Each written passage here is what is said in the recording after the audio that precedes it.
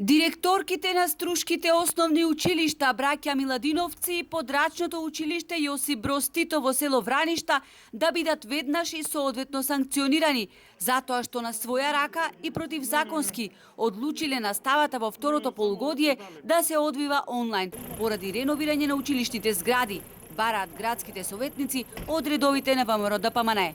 Конкретните основни училишта имаат поднесено барање до Советот на општина Струга да донесе одлука за одржување на онлайн настава поради реновирање на училиштата.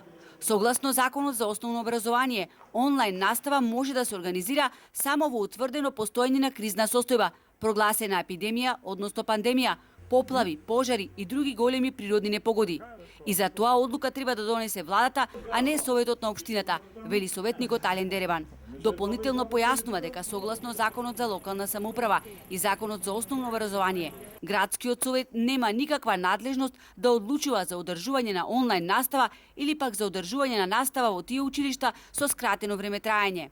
Бидејќи во конкретните училишта директорите веќе спроведуваат онлайн настава за одредени ученици, а за останатите го имаат скратено време траењето на часовите, спротивно на закон, тие веднаш мора да бидат разрешени и да понесат соодветна одговорност, затоа што со таквото незаконско постапување тие вршат груба повреда на уставното загарантирано право на образование на учениците кои што посетуваат настава во тие основни училишта. За овој проблем Алфа уште вчера испрати допис до Министерството за образование. Прашавме: дали е точно дека двете струшки основни училишта, браќа Миладиновци и подрачното училиште во село Враништа, не побарале дозвола од Министерството за образование наставата да се одвива онлайн?